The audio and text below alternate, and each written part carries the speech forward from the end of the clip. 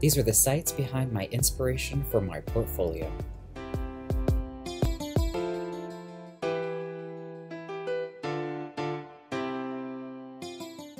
This site is visually stunning and extremely well organized. As you scroll through the page, you can very easily see Courtney has put a lot of work into her user experience with icons and graphics to help her narrative, and animation to keep you interested. I especially like how she's organized her portfolio. It shows that she thinks a lot about design and planning.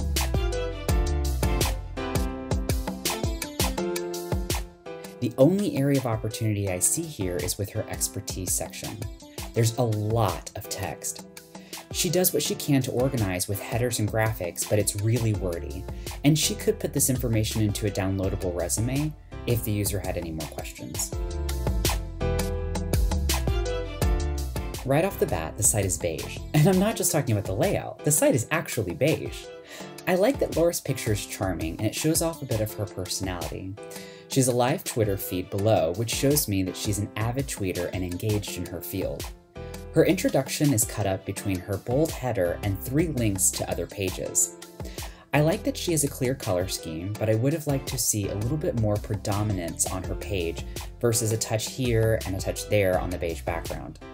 I like that Laura continued the circle theme throughout, but there were many times where the circles were off-centered or off-brand.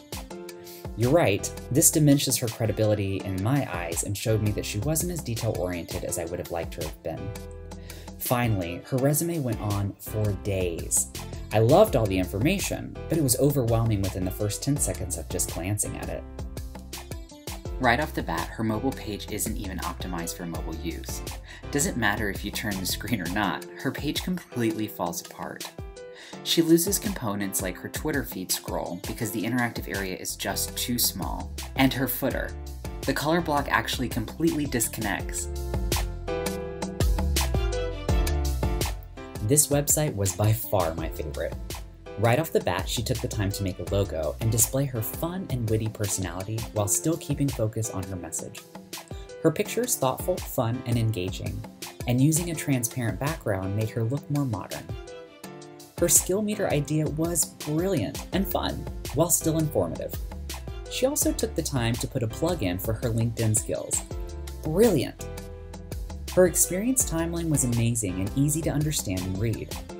The only thing that was a little confusing was her actual portfolio. Although well organized, the execution was a bit much. It seemed to go on for days. No surprise, her mobile is optimized and flows beautifully from desktop to tablet to mobile. Her hamburger menu and other navigations also work well and is optimized for touch even to the smallest devices. As with the desktop version, her site is just a bit too much text, especially for a mobile site. I was scrolling to get everywhere because it wasn't very well anchored. There are definitely some similarities in all of the portfolios I previewed. The 2 most dynamic of the 3 considered using one page and using anchors versus individual pages. Also, animation is a big user experience point for these PR designers. I will definitely consider making my resume a downloadable file, making my portfolio easy to navigate and graphic-oriented, and using a thoughtful but simple color scheme.